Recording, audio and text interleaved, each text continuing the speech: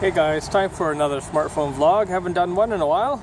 I'm here at Island BMW.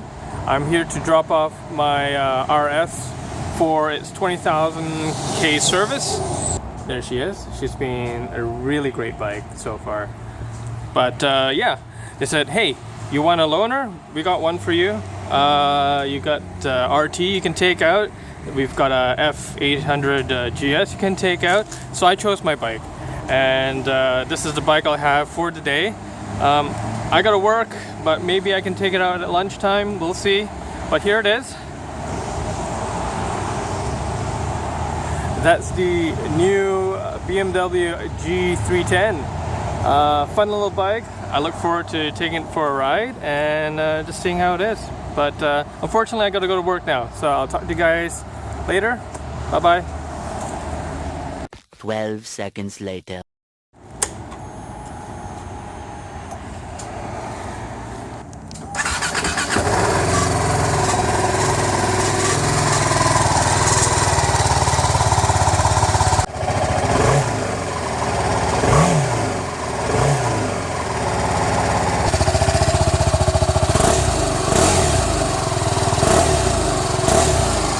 Eventually. So I'm actually riding my loaner bike back to the dealership because I'm gonna pick up my my RS. I've ridden it around for about half an hour, 40 minutes around town. I thought I'd just do a really quick sort of review, an impression on what this bike is like. Now, you've probably seen a lot of the videos on the internet for how this bike rides and everything, so I won't bore you with that. Just very quickly want to go through some of the pros and cons of this bike the way I see it. So I guess we'll start with the pros. We'll start from the back here and we'll say that this seat is very wide and very comfortable. I mean, ultimately this bike is supposed to be just an urban commuter, and I think this bike is really nice around town, comfortable, low stance, so you're not having trouble moving around on your feet. I really like the styling. Styling of this bike is very cool. Love the color scheme. Love the fact that as a urban bike, I think naked bike is really the way to go. It is super nimble. I mean, if you were to compare it with some of the other 300cc bikes in its competition, probably the Duke would be, the KTM would be lighter and like more nimble, but it's more aggressive. The R3 is probably more capable to like little mini track machine. I guess the Honda is probably the only one that is not as good as this bike in most respects.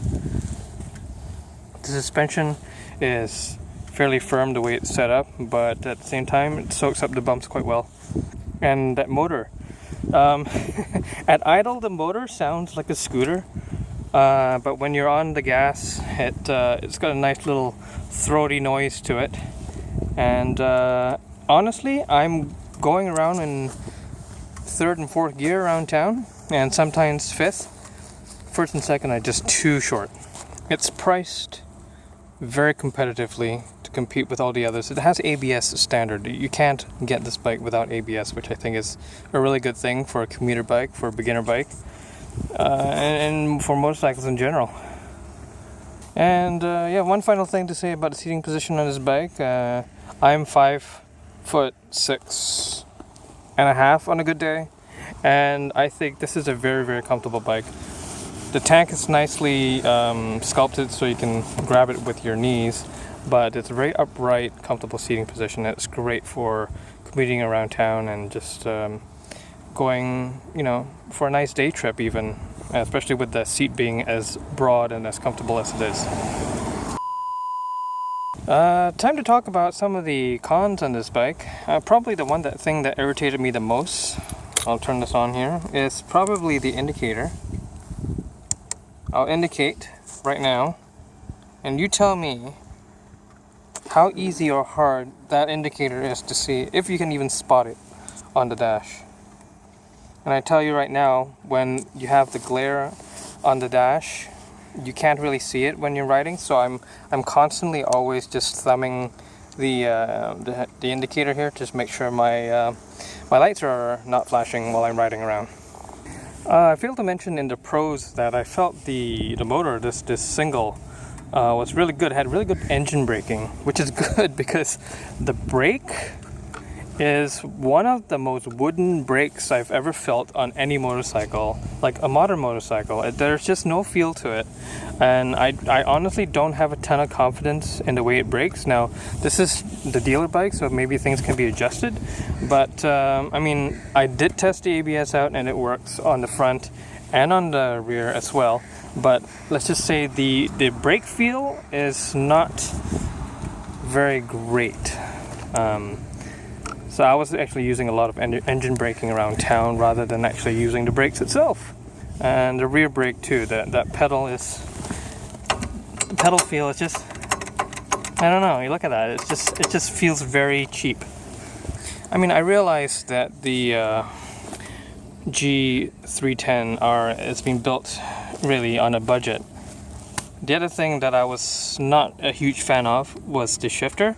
Now the shifter is very light, and so doing clutchless upshifts was actually a lot of fun, and I was using it more than the clutch. The clutch was just like first gear just to get going, and after that I was just clutchless shifting the whole way.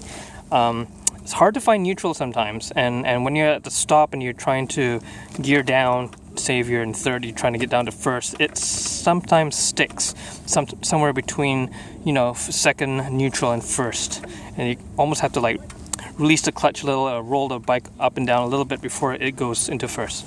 But then again, this could just be because this is a loaner bike from the dealership, and things might need to be adjusted. So overall, I like the bike. It's a good fun bike. It's priced well, and you know, it does the job, and it does the job well, and it's got the BMW logo on it, which I think it means something to some people. So that's my smartphone vlog, quick review of the BMW G310R. I believe this is the 2017 model. It's really the first model that it has come out here in Canada. So I hope you found this interesting, and I'll see you guys next time. Talk to you later. Bye-bye. Later. I'm just going to show a quick demonstration of how easy it is to shift without a clutch on this bike. So I'm in second gear. Obviously I'm holding the camera, and I'm got a little back road here. So here we go.